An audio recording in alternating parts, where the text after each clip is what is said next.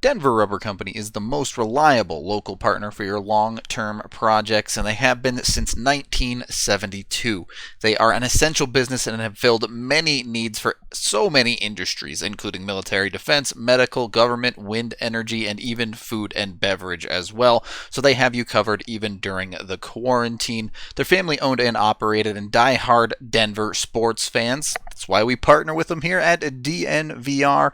And whether you need custom rubber, foam gaskets, hose assemblies, even cut metal parts, they have you covered for any possible thing you might need. So give them a call at 1-800-259-0010 or visit them online at drcfirst.com/DNVR.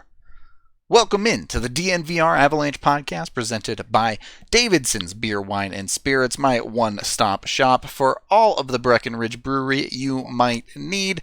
Always have one of those on hand thanks to Davidson's. I'm Rudo, back on the show today. It's been a couple of weeks, but we have Evan Rowell joining us again, the other man on the beat here. Evan, good to have you back on. How you doing? How's quarantine life? I don't know. Outside of hockey, it's not all that different. I have the most exciting life. So, no, I mean, just trying to get by. I'm at the point where I'm definitely missing it now. Missing the hockey. I agree too. I think last weekend is when it really started to hit me bad. But yeah, hopefully, with the news of the day being maybe something a little bit more concrete than all of the rumors that have been flying around for a long time. Both Elliot Friedman and Chris Johnston, as well as a couple of other people, I think, have been reporting that there are some votes going on in the NHL. Not only their main office, but also the NHLPA executives are voting on the format of play for the return of the NHL, and that does seem to sound like they're voting on that 24-team format that we voted on earlier. A little bit more information about that. It sounds like the top 4 teams in each conference will play round-robin play to decide the top seeds, and then the rest of the teams in each conference, the remaining 16 teams, will play a play-in style of bracket type thing. So yeah, best of 5 or something like that. Yeah, when AJ and I talked about it, we were thinking maybe even like best of 3. Yeah. I mean, and it sounds like, at least from what Friedman just said tonight, that they are, even though they're voting on it, that he said don't expect training camps to start till July. So it's at least getting the ball rolling. They're trying to build some hype, is what I think. But yeah, it seems very real if players are voting on it. And he said if they're only having the 31 teams vote, the player representatives, then that's probably a good sign that it's going to get approved. Yeah, and you mentioned the reality is getting the format sorted is great, but there's still a ton of logistical issues there on why it would get pushed back to July and all of that. So, assuming it gets approved, it's a good first step, but still a lot of work for the league to do. Yeah, and I think, to me, the biggest question, and obviously it impacts the Avs, is what are those top 8 teams? Like, really I think he mentioned a best of 3 originally, like just playing 3 games to get warmed up while these other teams are in a play-in series. That, after 2 months off, that doesn't seem like a whole lot. Well, by then it'll be 4 months off or so. Right. So exactly. I mean, that doesn't seem like enough to get ready for like a full-on playoff after that. So I think there's still some logistics that are going to need to be worked out, and this is just kind of a base starting point. Yeah, I mean, especially if you're talking about a best of 5 for the play-in games or whatever, you're talking about teams getting into the playoffs proper with the top 16 teams, and some of these teams will have 10 games under their belts and kind of getting back into form as compared to the teams that are sitting at the top seeds who've maybe played a couple. There's a lot of logistical question marks there, I'll say. I'm adverse to calling it an asterisk because I don't think it matters. I think the cup is the cup and they should award it in one way or another, but could be awkward. Yeah, it's going to be... I mean, if you look at it, the Avs are, 2 points behind St. Louis when the play stopped? Yep. But then you look at the Eastern Conference, it's Boston was like 10 points ahead of everyone else. So it's how are you going to weight this? Like, what can Boston really move? Like the Avs can move up or things like that. So Yeah, it's going to be weird. I mean, I'm just imagining these Chicago and Montreal players just being like, "Really? We got to go back to play a couple games when we know realistically, like, we're Not not going going anywhere." anywhere. Yeah. Yeah, definitely tough. Especially with the system of play that it would be, where these teams would have to go to a different city more than likely, unless you happen to be Vegas, basically. Um, Mm-hmm. Live there for however long it takes to get everything up and running, and then play their games and get knocked out before they can go home. Yeah, and you're So, forgetting go through a training camp. Those right, that players too, hate yeah. training camp. Just ask Like, Colin Wilson. yeah, you're going through training camp, and then what? 3 months later, oh, we got another training camp for next season. Well, yeah, I mean, those bottom end teams those players are just going to be miserable. and you're talking about, like, realistically, if they're getting training camps in July, the playoffs don't start till late July at the earliest, maybe even the beginning of August.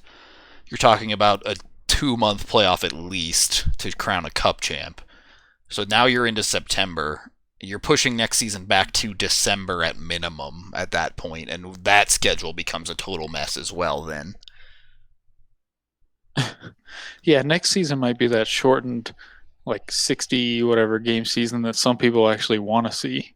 That'll be interesting to see. But yeah, I mean, this whole it seems all wacky to me, but I guess they are dead set on getting hockey back, and Vegas seems almost guaranteed to be hosting one. And I'm not sure who the other city is going to be, but I know I'd rather be in Vegas than like Edmonton. Well, is it that I don't even know the details on that. Last I heard floated is they were considering doing one hub city per conference, not two each. So, Yeah, I think that's what Friedman. I think they had originally thought two per conference, or maybe just three in general. I don't know how they would work that out though, um, but now they're asking these hub cities, do you think you can host 12 teams at once rather than just like 8? So that it seems seems like so they want hard. to, yeah, they want to nail it down. So yeah, I don't know. I'm glad I'm not in charge of any of this crap because it sounds like just a logistical nightmare. Yeah. Um, I am starting to see why people would want to put an asterisk on this one because at least in like you think of the lockout, at least there's like a season and then a playoffs. Even if it is abbreviated, it's kind of planned out, and this is just like throwing crap to the wall and seeing what sticks, and who the heck knows what happens. So yeah, I mean, Kadri's going to go 6 months without playing a game and has to step in the playoffs. Here we go. Something like that. Yeah, it's gonna be crazy. We'll get on those types of Avs decisions in a minute here in period two, but I did want to kind of wrap things up with this. You said you didn't want to be in charge here, but I want some decisions from you. First of all, 24 teams. Are you comfortable with that, or would you have preferred a 16-team playoff or something different entirely?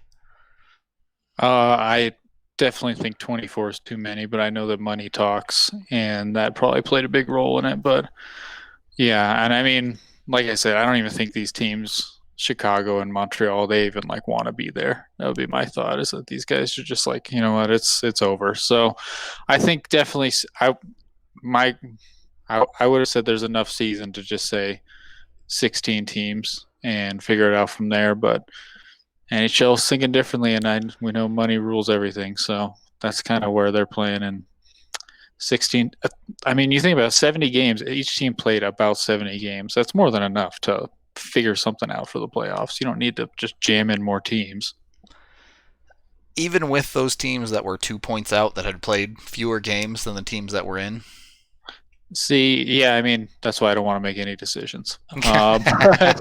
No, I still think 16 teams, like, it sucks, but I think you just have to understand that this is just a weird year, and that's just how it's going to be. Like, no team is going to be happy if they do 16 teams with the points at the end of the season or whatever it was.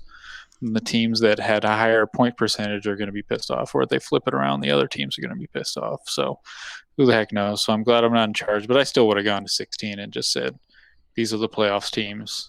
Everyone else, enjoy your long off season. So nothing fancy then either, just best of 7 series all the way through with 16 teams.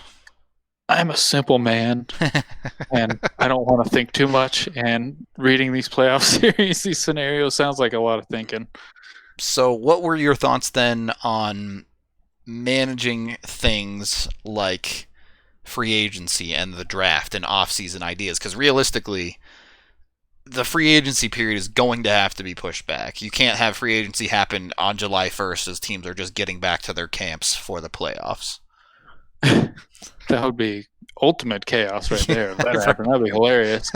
But yeah, I mean, there's no other choice but you got to push this back. I don't know if they're still trying to jam the draft into June. We haven't heard anything. They said expect an announcement next week, last week, and we haven't heard anything on it. So, yeah, I mean, to me, it just makes no sense to jam anything in before. I tend to agree with you. Yeah, I mean, these managers are probably not doing a whole lot right now, so.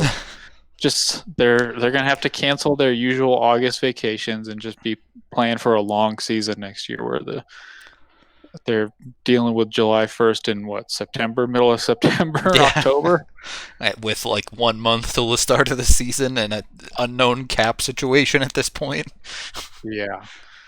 Oh man, I imagine it's a lot easier to move in the summer but I don't really know. But yeah, I mean, it's just gonna be pure chaos and. Maybe that's just more fun if that would be the ultimate fun if they just had July, like Z is just a restricted free agent. It's like, no, I'm not playing. I don't have a contract. Like just total chaos. Like yeah. Oh man. Now I'd like to go ahead and look at all the teams, like who's losing free agents, and see how that would actually work out. Well, would you let them move teams? Could they come back and play for a different team in the playoffs at that point? Or? I don't know. Could you imagine the players coming back saying, "No, we need 2-month contracts to make it through this. You got to pay us for these extra 2 months," something like that. I mean, I don't know. It'd be weird.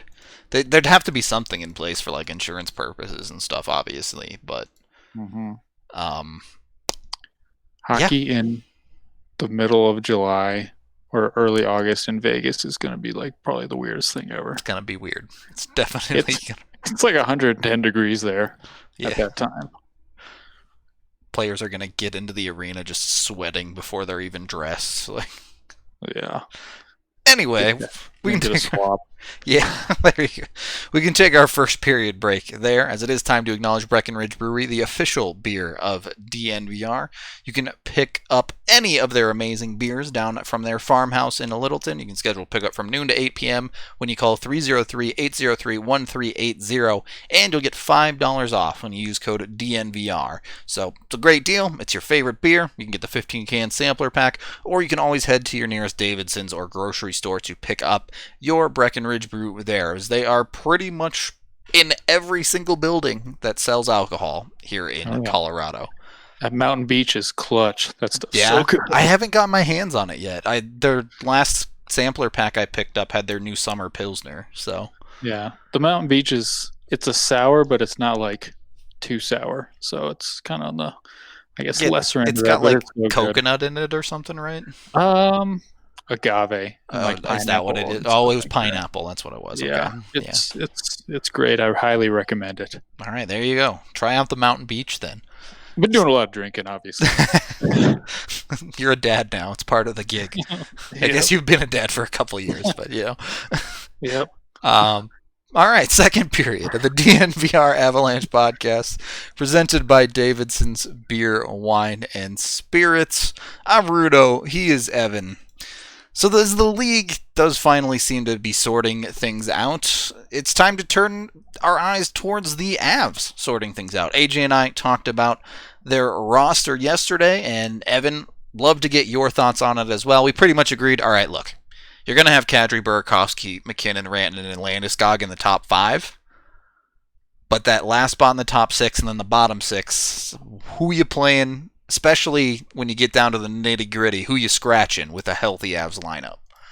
So that 6th spot, I am, off the top of my head, I'm leaning towards putting Nichushkin there.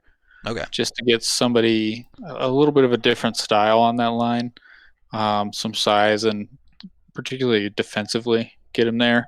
And then you can move Donskoy down, give you a little puck possession on those bottom six lines. So to me, I put Nichushkin with Kadri and Burakovsky, and then you got Comfer, Donskoy, and God, it's been so long I'm blanking everybody, but Belmar, Calvert, and Nemesnikov.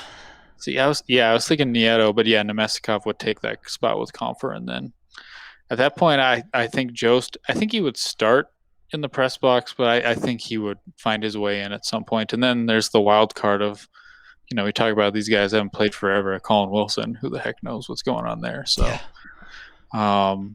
they're deep. If they're all truly healthy, this is going to be a tough team to beat, assuming everyone is staying in shape. Well, you never know when you come back from something like this. But so you have Joe starting in the press box with Nieto in the lineup then. Yeah, I just think, you look at Nieto's playoffs last year. They know what he can bring in the playoffs. Is he going to score 4 goals again in the playoffs? Probably not. But I think that would be the safe direction to start right away, and that's kind of what I think they lean towards.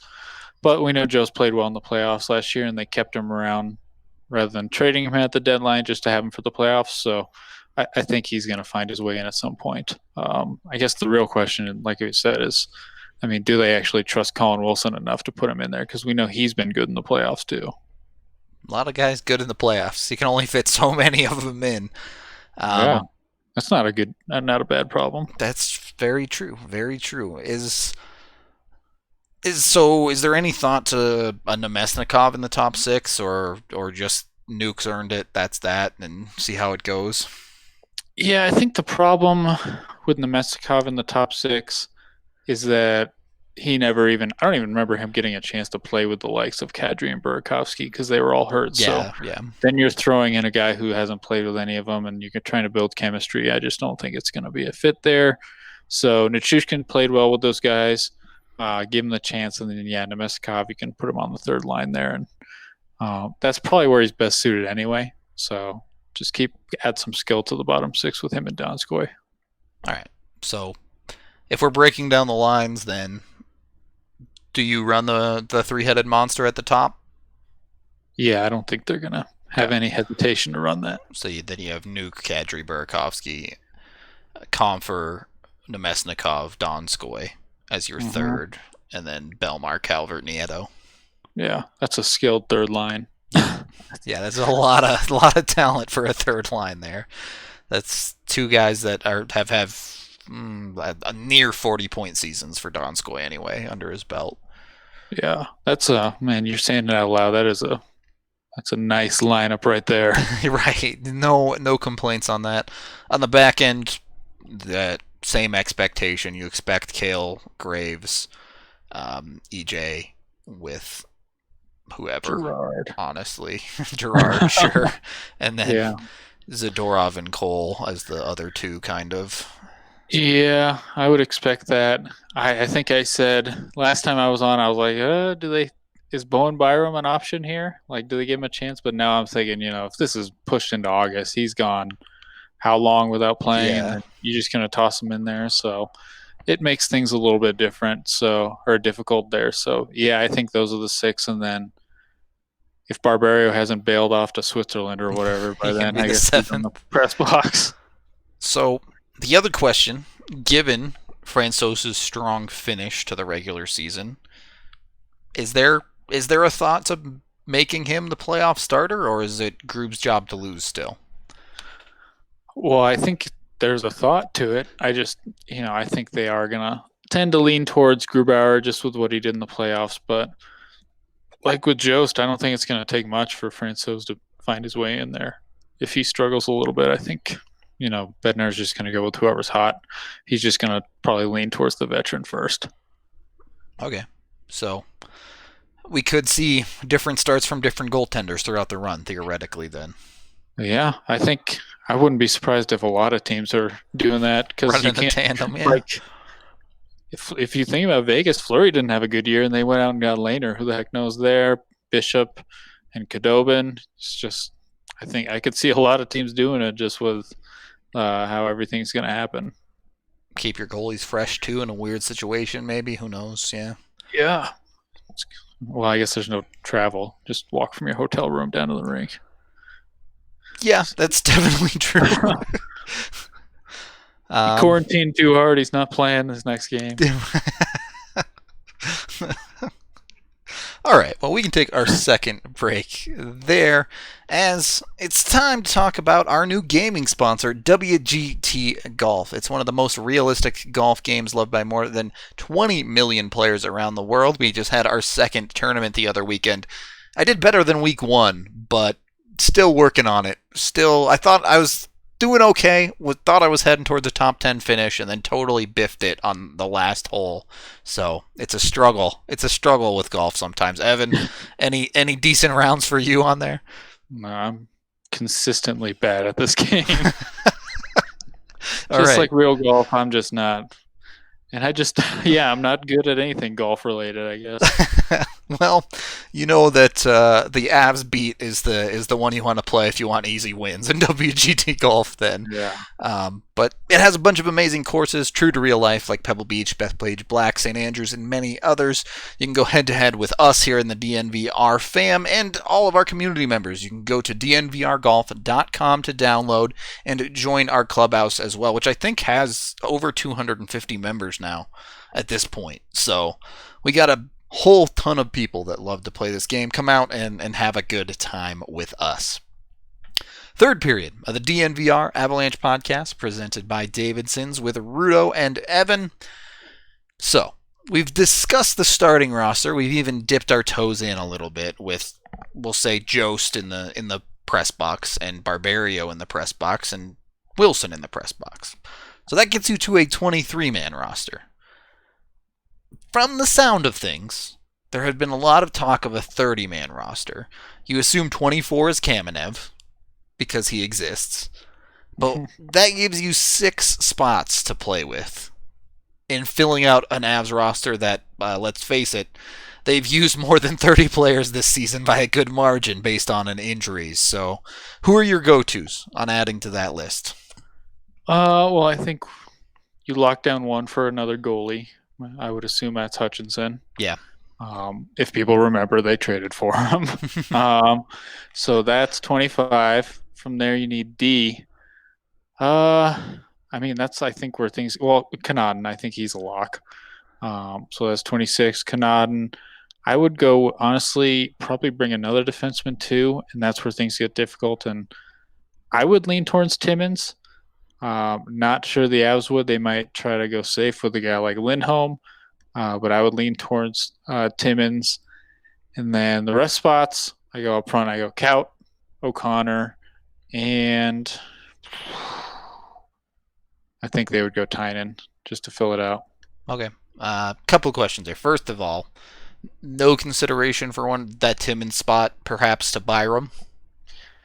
There's consideration. I think McDonald would be another choice too, just given what he did in the AHL this year. But he doesn't have a lot of NHL experience, but I guess neither of these other guys do. So, yeah, I guess my thing with I would definitely consider Byram. I just think with this long break, they would probably lean towards going with the safe route, just trying to Do you think? go with the guy that's in the organization. Even with a guy for like a 9th D that realistically you're just planning on getting practices and not playing? Yeah, but I mean, the way things have gone this year, I wouldn't count on anyone not playing at this point. So, I mean, if they went with Byram, I would fully support it. I just think they would probably lean towards the safer direction with just how wide open this playoff run could be. Okay, so assuming they go safe there, I guess the next question is, with Martin Kaut, playing him in the playoffs, at this point, the assumption is it's still going to burn the year off of his contract. So, is that really something the Avs would be willing to do at this point? Or would they fall back into that safe style, like you said, and use a Magna or something like that?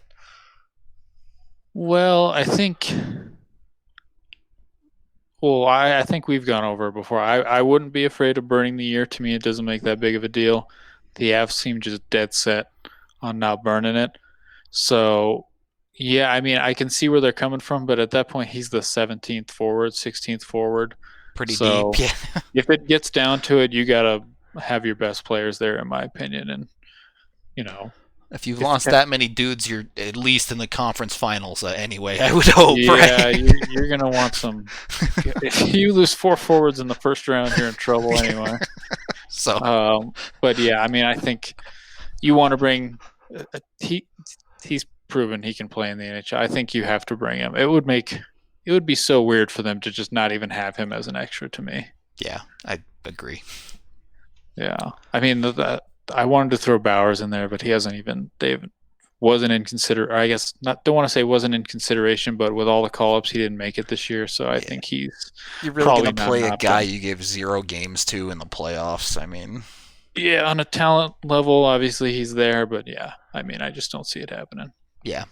I mean, I pretty much agree with you. I think it'll be interesting to see, right? And the thing is, like, bringing a Kaut, bringing a Byram, it's not like they're doing something else. Their Kaut can't go back to the AHL and go do those playoffs or something. So, Yeah, and I mean, I guess the other option is just bring Byram and leave one of those extra forwards out. also Like, possible. you don't need O'Connor, I guess, or Tynan. I mean, Just I think leave him at home. O'Connor is the lockiest lock of the extras, to be honest. Yeah, so he can fill in on the penalty kill a little bit. But yeah, I mean, just bring Byram, and then he's just there, and who knows? Maybe they just go 70 at some. If they're losing 16 forwards at some point, just go with guess they gotta play 70. Yeah. Okay, so I mean, look, I think that's a lot deeper than most teams are in this league, to be honest with you. Yeah, I would imagine that's a lot deeper than, I would say, 90% of the teams in the league. So let's take this, because at this point in time, there are no decided opponents. Anyone could play anyone, depending on how things shake out. So in the West, assuming 12 teams from each conference get in, which opponent would you like the most for the Avs in their round of 16, and which would you like the least? Let's assume that they can't play St. Louis in the round of 16 anyway. So I can say I hope Chicago gets in. Somehow Chicago finds a way. And somehow they play them. So yeah, it'd be Chicago, Arizona. I mean, obviously Chicago or Minnesota would be the 2 ideal choices to me. I think they can handle both of those teams pretty well. Nashville scares me. I don't really want to deal with Nashville just because they seem to be turning it on towards the end of the, and obviously who the heck knows at this point, but they seem to be turning it on a little bit before the league shut down. I wouldn't necessarily be scared of Arizona, but they did give the Avs some trouble this year just because of the way they play. So I would lean towards Minnesota and Chicago, and honestly, Vancouver doesn't scare me a ton. Yeah, me either. And I guess that Calgary-Winnipeg series, which is what I saw, would be the one. I'd be fine with either of those teams too. So really, I'm not that scared of any of these teams other than maybe Nashville. Okay, so Nashville would be the one you don't want trickling through, and basically. I guess Edmonton's in there too. I'd rather not face McDavid and Draisaitl. They're top 4, so you would assume that you don't face them in the first round anyway. But they were listed. Yeah, they were listed number 5. But that would be very difficult to play. As points percentage, they would be number 5, I guess. Dallas has them edged out in that regard. But okay, who scares you the most? I mean, St. Louis, which I said you can't say, obviously. No one. I'm not super scared of anyone, not even Nashville, to be honest with you. I think I'd be a little bit more afraid of Winnipeg, just because if Hellebuck gets hot, you just lose, right? But yeah. Other than that, Dallas doesn't scare me. Edmonton's fair. McDavid and Draisaitl are pretty good, I guess. But yeah, I mean, I just think Nashville, since everyone's going to be healthy up front, they're a little bit deeper than some of these other teams.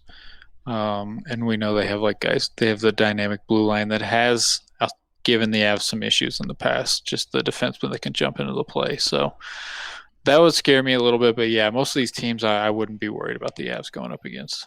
Yeah, so, I mean, asterisk or no, things look pretty solid for the Avs, assuming play does return the way the NHL wants.